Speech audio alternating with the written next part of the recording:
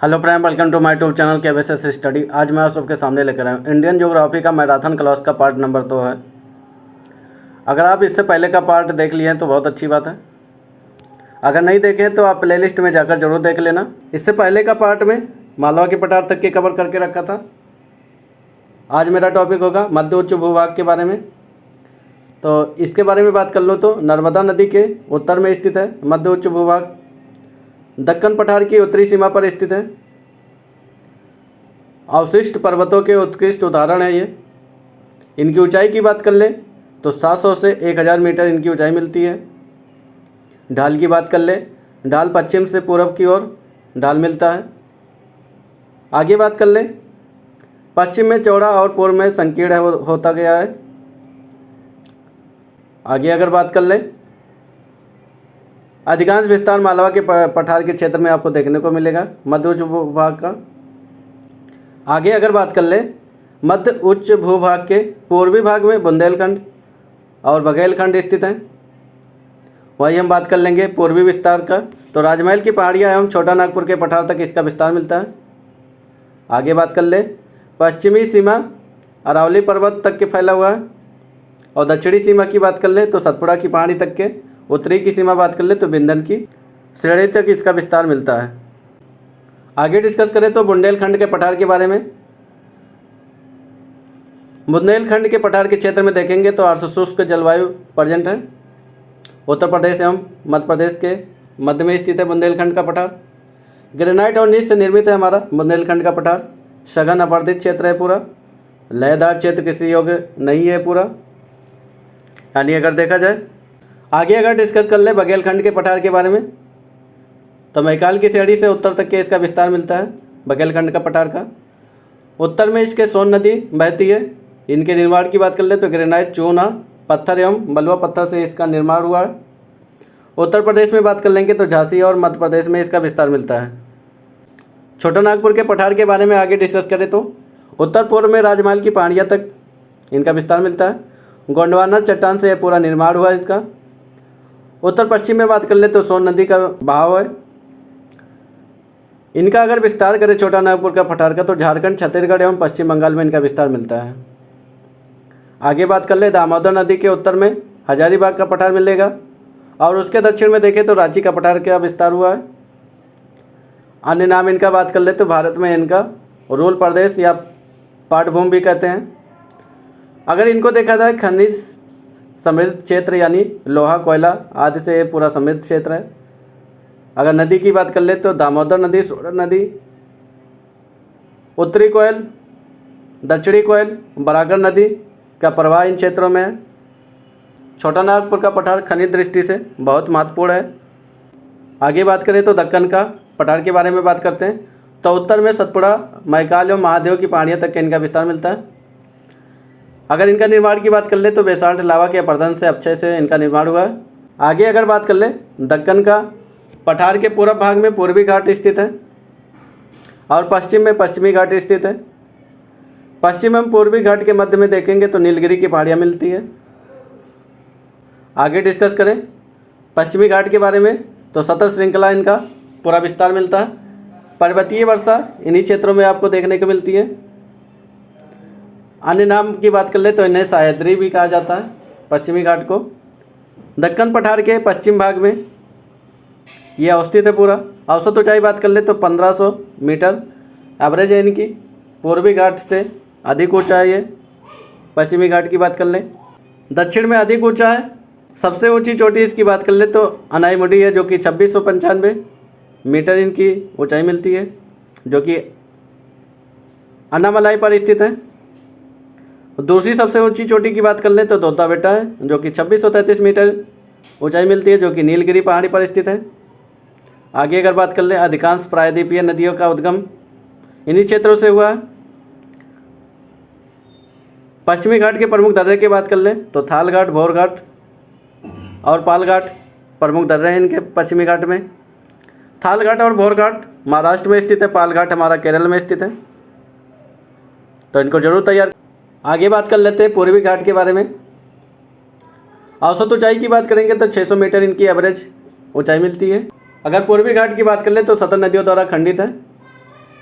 विस्तार की बात कर ले तो महानदी घाटी से नीलगिरी तक इनका विस्तार मिलता है। सबसे ऊंचा शिखर बात कर ले तो महेंद्रगिरी है, 1500 मीटर इनकी अधिक ऊंचाई मिलती है। अगर इनके दक्षिण पश्चिम में बात कर ले तो सेवराय और जवादी की पहाड़ियाँ मिलती हैं पूर्वी घाट के, तो इनको ज़रूर याद कर लेना। आगे अगर बात कर लें तो उत्तर पूर्व पठार या मेघालय के पठार के बारे में बात करें तो प्रायद्वीपीय पठार का एक विस्तृत भाग है पूरा। अगर ये देखा जाए यहाँ पर कोयला, लोहा, चूना, पत्थर आदि खनिज पदार्थों से ये पूरा भंडारण है पूरा, यानी अगर देखा जाए खनिज की दृष्टि से उपयोगी है पूरा मेघालय का पठार। आगे अगर बात करें पश्चिम बंगाल के मालदा गैप के कारण ये अलग होता, अलग होने का रीज़न यही है, राजमहल की पहाड़ियाँ और मेघालय के पहाड़ियाँ के मध्य में स्थित है। अन्य नाम से बात कर ले तो कार्बी एंगलोंग पठार एवं उत्तर कचार पहाड़ी कहा जाता है इनको। अगर बात करें अधिकतर वर्षा दक्षिण पश्चिम मानसून से प्राप्त होता है यहाँ पर। अगर इनकी बात कर ले तो अति आवर्तित क्षेत्र है पूरा। और पहाड़ी की बात कर ले तो गारो, खासी, जयंतिया पहाड़ियाँ मेघालय में स्थित हैं ये सब। आगे बात कर लें अरावली पर्वत के बारे में। अवशिष्ट पर्वत का उदाहरण है अरावली पर्वत। इनका विस्तार की बात कर ले तो राजस्थान, गुजरात, हरियाणा और दिल्ली में इनका विस्तार मिलता है। सर्वोच्च चोटी की बात कर ले तो गुरशिखर जो कि राजस्थान में स्थित है, 1722 मीटर इनकी ऊंचाई मिलती है। अगर देखा जाए भारत की प्राचीनतम पर्वत श्रृंखला एवं विश्व की प्राचीनतम पर्वत श्रृंखलाओं में से एक है अरावली की पर्वत। तो अरावली की पर्वत ध्यान रखना, इम्पोर्टेंट पॉइंट है। आगे बात करें सतपुड़ा पर्वत श्रेणी के बारे में तो उत्तर में नर्मदा नदी, इनकी सर्वोच्च चोटी के बारे में बात कर ले तो धूपगढ़ जो कि मध्य प्रदेश में पंचमढ़ी पर स्थित है। विस्तार की बात कर ले तो महाराष्ट्र एवं मध्य प्रदेश में इनका विस्तार मिलता है। दक्षिण में बात कर लेंगे तो ताप्ती नदी का बहाव मिलता है। अगली पहाड़ी हमारा नीलगिरी की पहाड़ी है। अगर इनका विस्तार देखते हैं तो तमिलनाडु व केरल के कर्नाटक तक इनका विस्तार मिलता है। अगर इनका बात कर ले तो पश्चिमी घाट एवं पूर्वी घाट के मिलन पॉइंट पर नीलगिरी की पहाड़ियाँ स्थित है। सर्वोच्च चोटी की बात कर ले तो दोद्दा बेटा है, 2633 मीटर इसकी ऊंचाई मिलती है जो कि तमिलनाडु में स्थित है। तो नीलगिरी की पहाड़ियाँ के बारे में इतना याद रखना। आगे बात कर ले भारतीय मरुस्थल के बारे में बात कर लें तो मेसोजोइक युग में समुद्र का हिस्सा था एक। आगे अगर बात करें अरावली पहाड़ी के उत्तर पश्चिम में स्थित है। यहाँ रेतीले टीले एवं बरखान पाए जाते हैं। अगला पॉइंट बात करें तो 150 मिलीमीटर से कम वर्षा यहाँ पर होता जो कि शुष्क जलवायु क्षेत्र प्रेजेंट है यहाँ पर। आगे बात कर ले बहुत कम वनस्पतियाँ यहाँ पर देखने को मिलेगी। अगला पॉइंट बात करें तो अत्यधिक वाष्पीकरण इन क्षेत्रों में देखने को मिलेगा। अगला पॉइंट डिस्कस करें तो नदियाँ अल्पकालिक तथा कुछ नदियाँ मरुस्थल में विलुप्त हो जाती हैं। जैसे लुनी नदी की बात कर लें, मरुस्थल में ही विलुप्त हो गई है। अगला पॉइंट बात करें सबसे बड़ी नदी लुनी नदी है यहाँ पर। अगर ढाल के आधार पर बात करें तो भारतीय मरुस्थल को दो भागों में बांटा गया, उत्तरी भाग का और दक्षिणी भाग को। उत्तरी भाग की बात कर ले तो सिंध की ओर ढाल है, दक्षिणी भाग की बात कर ले तो कच्छ के रण की ओर ढाल है। तो ये रहा हमारा भारतीय मरुस्थल के बारे में। आगे बात करें तो पश्चिमी तटीय मैदान के बारे में। यह संकीर्ण पट्टी है पूरा पश्चिमी तटीय मैदान हमारा। विस्तार की बात कर ले गुजरात के तट से केरल के तट तक इनका विस्तार मिलता है। अगर देखा जाए पश्चिमी तट तो पत्तनों एवं बंदरगाहों विकास के लिए अनुकूल माना जाता है क्योंकि इनके किनारे काफ़ी गहराई है। अगर देखा जाए पश्चिमी घाट हमारा ऊंचा होने के कारण और पूर्वी घाट हमारा नीचा होने के कारण वहाँ पे पत्तनों का विकास नहीं हो पाता और पश्चिमी घाट में हमारा पत्तनों का विकास आसानी से किया जाता है क्योंकि गहराई अच्छी खासी है यहाँ पर। तो ऐसे कह सकते हैं हम पश्चिमी घाट से पूर्वी घाट की ओर ढलान है मेरा दक्षिण भारत। पश्चिमी तटीय मैदान के विभाजन की बात कर लें तो कच्छ से लेकर काठीवाड़ा के तट तक के पहला भाग है। दूसरा भाग का बात कर ले तो कोंकण तट तक के इनका विस्तार है।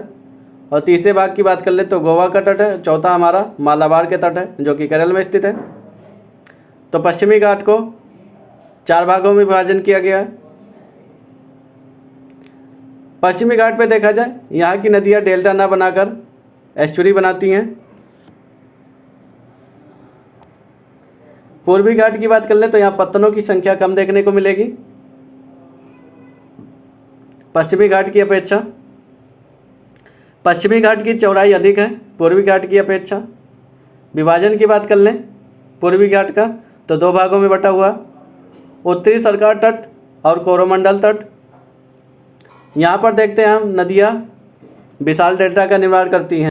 पूर्वी तटीय मैदान छिछली होने के कारण यहाँ पत्तनों का विकास कम होता है और पश्चिमी तटीय मैदान गहरी होने के कारण यहाँ पर पत्तनों और बंदरगाहों का विकास अधिक देखा जाता है।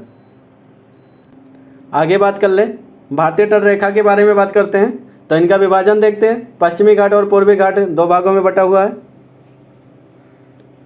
तट से लगे राज्यों की बात कर ले तो 9 है। गुजरात हुआ, महाराष्ट्र हुआ, गोवा हुआ, कर्नाटक हुआ, केरल हुआ, तमिलनाडु हुआ, आंध्र प्रदेश हुआ, उड़ीसा हुआ, पश्चिम बंगाल हुआ। यानी तट से लगने वाले राज्य की संख्या पूछे तो 9 है। तट की कुल चौड़ाई की बात कर लें तो 7,516 किलोमीटर चौड़ाई मिलती है। मुख्य तट रेखा की बात करेंगे तो 5,422 किलोमीटर मिलता है और ध्रुवीय तट की रेखा की बात करेंगे तो 2,094 किलोमीटर मिलता है। सर्वाधिक तट रबी की बात कर ले तो गुजरात का है। सबसे छोटा तट रेखा की बात कर ले तो गोवा का है जो कि पांडुचेरी बोलते हैं। अगर तट से लगे केंद्र शासित प्रदेश के बारे में बात करूँ तो दादर नगर हवेली है, दमन द्वीप है, लक्षद्वीप हुआ, पांडुचेरी हुआ, अंडमान निकोबार हुआ। ये सब हमारे तट से लगे हुए केंद्र शासित प्रदेश हैं। आगे डिस्कस करें तो द्वीप समूह के बारे में बात करें तो भारत में 2 प्रमुख द्वीप समूह हैं। बंगाल की खाड़ी में स्थित द्वीप समूह के हैं जो कि अंडमान निकोबार है। अरब सागर में स्थित द्वीप समूह की बात कर ले तो लक्षद्वीप है। आगे अगर बात करें लक्षद्वीप समूह के बारे में तो स्थिति की बात कर ले केरल के तट से 280 से 480 किलोमीटर दूर अरब सागर में स्थित है। पूर्व में बात कर लें तो लक्षद्वीप, मिनिकॉय और अमेनी द्वीप। विभाजन की बात कर लें तो अमेनी द्वीप, लक्षद्वीप, मिनिकॉय ये सब हमारे विभाजन है। इनका 3 भागों में बटा हुआ है। सबसे उत्तर में हमारा अमेनी द्वीप है। सबसे दक्षिण में बात कर ले तो मिनिकॉय है और बीच में बात कर ले तो लक्षद्वीप है। वर्तमान में बात कर लें इनका नाम लक्षद्वीप है।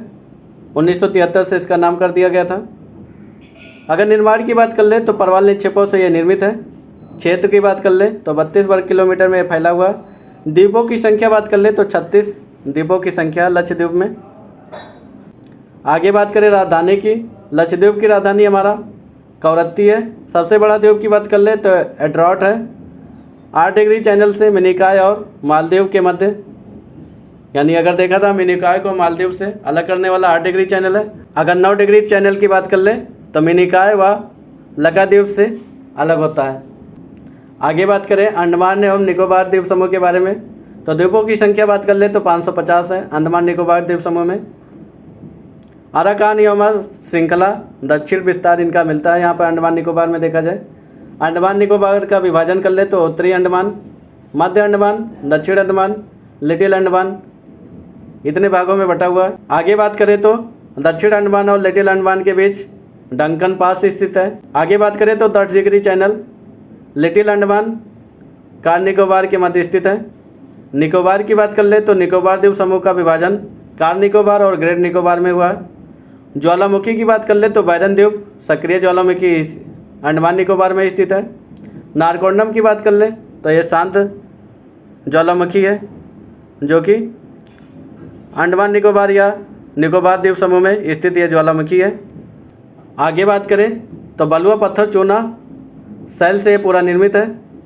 निकोबार द्वीप समूह का सर्वोच्च चोटी की बात करें तो माउंट थुलियर है जो कि 642 मीटर इसकी ऊंचाई मिलती है। राजधानी की बात कर ले तो पोर्ट ब्लेयर है जो कि दक्षिण अंडमान में स्थित है। सर्वोच्च चोटी की बात कर ले अंडमान निकोबार की तो 732 मीटर सैंडल पीक स्थित है जो कि उत्तरी अंडमान में स्थित है। अगला टॉपिक हमारा है अपवाह तंत्र के बारे में। तो भारतीय अपवाह तंत्र के बारे में बात करें तो हिमालयी अपवाह तंत्र और प्रायद्वीपीय अपवाह तंत्र दो भागों में बटा हुआ है। हिमालयी अपवाह तंत्र के बारे में बात करो तो सिंधु हुआ, गंगा हुआ, ब्रह्मपुत्र हुआ, यह 3 भागों में बटा हुआ है। अब इनको एक एक करके डिस्कस कर लेते हैं। सिंधु नदी तंत्र के बारे में बात करें तो उद्गम स्थल इनका कैलाश पर्वत श्रेणी के बोखरचू के निकट हिमनद से इनका उद्गम होता है। कुल लंबाई की बात कर ले तो 2880 किलोमीटर इसकी लंबाई है कुल। और भारत में बात कर ले तो 1114 किलोमीटर भारत में इसकी लंबाई मिलती है।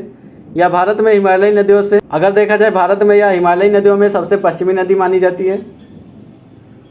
तिब्बत में इनका नाम सिंगी खम्बान या शेरमुख कहा जाता है। दाएं तट से सहायक नदी के बारे में बात कर लें तो गिलगित हुआ, श्योक हुआ, काबुल हुआ, ये सब दाएं तट से सहायक नदी है। बाएं तट से सहायक नदी के बारे में बात कर लें तो पंचनद हुआ जिसमें सतलज, ब्यास, रावी, चेनाब, झेलम, जास्कर ये सब नदियाँ सिंधु की सहायक नदियाँ हैं बाएं तट से। आगे बात कर ले या कराची के पूर्व में अरब सागर में गिरती हैं। अब इनको एक एक करके डिस्कस कर लेते हैं। झेलम नदी के बारे में बात करें, प्रमुख तटीय शहर श्रीनगर स्थित है झेलम नदी के किनारे। उद्गम स्थल की बात कर ले तो पीरपंजाल श्रेणी के बैरीनाग झरने से होता है। सहायक नदी की बात कर ले तो किशनगंगा इनकी सहायक नदी है झेलम नदी का। इनकी मुहाना का बात कर ले तो चिनाब नदी में ये जाके मिल जाती हैं। आगे बात कर ले चिनाब नदी के बारे में तो सिंधु की सबसे बड़ी सहायक नदी है चिनाब नदी। उद्गम स्थल की बात कर ले तो हिमाचल प्रदेश में चंद्रा और बाघा के मिलन से इनका उद्गम होता है। अन्य नाम का बात कर लेते हैं चिनाब नदी का तो चंद्रभागा नदी है। भारत में इसकी लंबाई बात कर ले तो 1180 किलोमीटर भारत में इसकी लंबाई देखने मिलती है। अगली नदी की बात करेंगे रावी नदी। इनके उद्गम स्थल की बात कर ले तो रोहतांग दर्रे के पश्चिम से इनका उद्गम होता है। अगर देखा जाए हिमाचल प्रदेश के चंबा घाटी से इनका बहाव है पूरा। रावी नदी का संगम की बात करें तो चेनाब नदी में है। रावी नदी हमारा हिमाचल प्रदेश के चंबा घाटी से होकर बहती है। ब्यास नदी के बारे में बात कर लें तो उद्गम स्थल का बात कर रहे हैं रोहतांग दर्रे के ब्यासकुंड से इनका उद्गम होता है। कुल्लू घाटी से होकर ये बहती है। हरिके बैराज के पास ये सतलज नदी में जाकर अपना मुहाना बनाती है ब्यास नदी अपना। सतलज नदी के बारे में बात कर ले तो उद्गम स्थल इनका मानसरोवर के निकट राक्षसाल से होता है। तिब्बत में इनको लांगचेन खम्बाम कहते हैं। शिवकिदा दर्रे से भारत में प्रवेश करती है। ये पूर्ववर्ती नदी का एक उदाहरण है हमारा सतलज नदी। आगे बात करें गंगा नदी तंत्र के बारे में तो पूर्ववर्ती अपवाह का एक उदाहरण है गंगा नदी तंत्र हमारा। भारत के सबसे बड़े अपवाह तंत्र में से एक है। उद्गम स्थल की बात कर ले तो उत्तराखंड में गौमुख के पास गंगोत्री हिमनद से इनका उद्गम होता है। प्रारंभ में ये भागीरथी के नाम से जानी जाती है। देवप्रयाग में अलकनंदा से मिलने के बाद में यह गंगा कहलाती है। हरिद्वार में मैदानी भाग से प्रवेश करती है। कुल लंबाई की बात कर ले तो 2525 किलोमीटर इसकी लंबाई मिलती है। बाएं तट से सहायक नदियाँ के बारे में बात कर ले तो रामगंगा हुआ, गोमती हुआ, घाघरा हुआ, गंडक हुआ, कोसी हुआ, महानंदा हुआ, ये बाएं तट से सहायक नदियाँ हैं। दाएं तट से सहायक नदियाँ के बारे में बात करें तो यमुना और सोन हुआ। बंगाल की खाड़ी में अपना मुहाना बनाती है। अन्य नाम बात कर ले तो पद्मा और मेघना बंगाल में इनको कहा जाता है। गंगा के 5 प्रयागों के बारे में बात कर ले तो विष्णु प्रयाग अलकनंदा और धौली गंगा के मिलने से होता है। नंद प्रयाग की बात कर ले तो अलकनंदा नंदाकिनी से मिलने से होता है। कर प्रयाग की बात कर ले तो अलकनंदा और पिंडार के मिलने से होता है। रुद्र प्रयाग की बात कर ले तो अलकनंदा मंदाकिनी के मिलने से होता है। देव प्रयाग की बात कर ले तो अलकनंदा भागीरथी के मिलने से देव प्रयाग का निर्माण होता है। इन सभी नदियों में देखा जाए तो अलकनंदा कॉमन है। धौली गंगा के मिलने से विष्णु प्रयाग होता है। नंदाकिनी के मिलने से नंद प्रयाग का निर्माण होता है। पिंडार के मिलने से कर्ण प्रयाग का निर्माण होता है। मंदाकिनी के मिलने से रुद्र प्रयाग का निर्माण होता है। भागीरथी के मिलने से देव प्रयाग का निर्माण होता है। पंचप्रयाग को याद कर लेना। आगे बात करें तो गंगा की सबसे बड़ी सहायक नदी यमुना नदी के बारे में बात करते हैं। तो उद्गम स्थल की बात कर ले तो यमुनोत्री के हिमनद से बंदरपुर से इनका उद्गम होता है।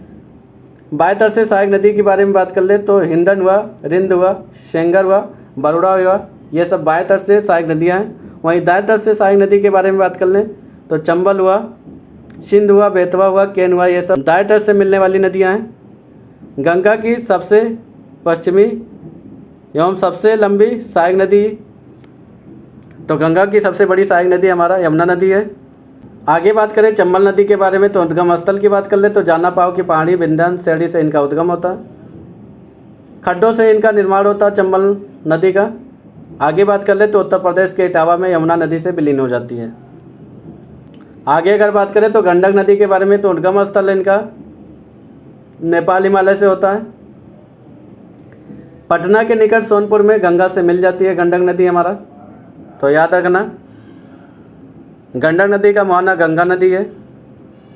आगे बात करते हैं घाघरा नदी के बारे में। उद्गम स्थल है माप चुनचुंगो हिमनद से इनका उद्गम होता है। बिहार के छपरा में गंगा नदी से जाकर मिल जाती है। सहायक नदी की बात कर लें तो तिला हुआ, सेती हुआ, बेरी हुआ, शारदा हुआ, ये सब हमारे घाघरा की सहायक नदी है। आगे बात कर ले कोसी नदी के बारे में तो माउंट एवरेस्ट के उत्तर से इनका उद्गम होता है। बिहार में इसको शोक का नाम से जाना जाता है इस नदी को, क्योंकि ये मार्ग बदलने में प्रसिद्ध है। इनका कोई मार्ग निर्धारण नहीं होता कोसी नदी का। ये पूर्ववर्ती नदी का एक उदाहरण है। बिहार के भागलपुर में गंगा से जाकर यह मिल जाती है कोसी नदी। आगे बात कर रहे रामगंगा नदी के बारे में तो उद्गम स्थल की बात कर ले गढ़वाल की पहाड़ी से इनका उद्गम स्थल है। कन्नौज के निकट में जाकर गंगा से मिल जाती है रामगंगा। उत्तर प्रदेश के नजीबाबाद से मैदानी भाग में प्रवेश करती है रामगंगा नदी हमारा। आगे बात कर ले दामोदर नदी के बारे में तो उद्गम स्थल की बात कर छोटा नागपुर का पठार से इनका उद्गम स्थल है। ये भ्रंश घाटी से होकर बहती है बंगाल की खाड़ी में। दामोदर नदी को शोक कहा जाता है। हुगली में इनका मिलन हो जाता है दामोदर नदी का। अब मुख्य सहायक नदी की बात करें तो बराकर नदी दामोदर नदी का सहायक नदी है। अगली नदी की बात कर ले तो शारदा या सरयू नदी के बारे में। उद्गम स्थल की बात कर ले तो मिलाम हिमनद नेपाल हिमालय से इनका उद्गम होता है। 12 नेपाल की सीमा बनाती है शारदा नदी हमारा। नेपाल में इनका नाम गौरी गंगा रहता है।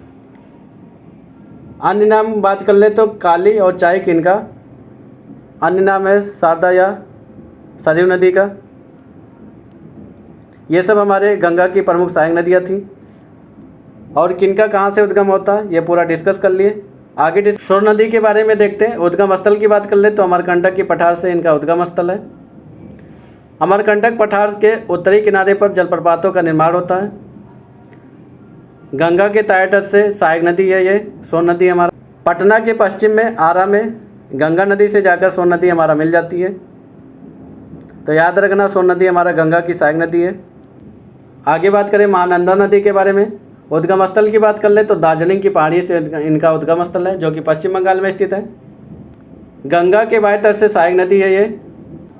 पश्चिम बंगाल में गंगा से जाकर मिल जाती है। ये सब हमारे गंगा की प्रमुख सहायक नदियाँ थी, उनके बारे में पूरा डिटेल डिस्कस कर लिए। आगे बात करेंगे ब्रह्मपुत्र नदी तंत्र के बारे में। तो ब्रह्मपुत्र नदी तंत्र के बारे में बात करें तो उद्गम स्थल चेमायुंगडिंग हिमनद यानी कैलाश पर्वत के मानसरोवर झील के निकट से इनका उद्गम स्थल है। अपवाह क्षेत्र की बात कर ले तो अरुणाचल प्रदेश और असम में इनका अपवाह क्षेत्र है। बाएं तट से सहायक नदी की बारे में बात कर ले तो दिबांग हुआ या सिकांग कहते हैं, लोहित हुआ या बूढ़ी गंगा हुआ, धनसिरी हुआ। आगे बात कर ले दाएं तट से मिलने वाली सहायक नदियों के बारे में बात कर ले तो सुबनसिरी हुआ, कामेंग हुआ, मानस हुआ, संकोश हुआ, ये सब दाएं तट से मिलने वाली सहायक नदियाँ हैं। अन्य नाम की बात कर ले तो तिब्बत में इन्हें सांगपो, अरुणाचल प्रदेश में इन्हें दिहांग, असम में इन्हें ब्रह्मपुत्र के नाम से जाना जाता है और बांग्लादेश में जमुना कहते हैं। ब्रह्मपुत्र नदी बंगाल में पद्मा यानी गंगा से जाकर मिल जाती है। ब्रह्मपुत्र नदी बांग्लादेश में पद्मा में जाकर मिल जाती है। गंगा एवं ब्रह्मपुत्र मिलकर विश्व के सबसे बड़ी डेल्टा सुंदरबन डेल्टा का निर्माण करती है। आगे बात करें सुबनसिरी नदी के बारे में तो उद्गम स्थल इनका तिब्बत के क्षेत्र से होता है। अपवाह क्षेत्र की बात कर ले तो अरुणाचल प्रदेश और असम में इनका अपवाह क्षेत्र है। सुबनसिरी हमारा पूर्ववर्ती नदी का एक उदाहरण है।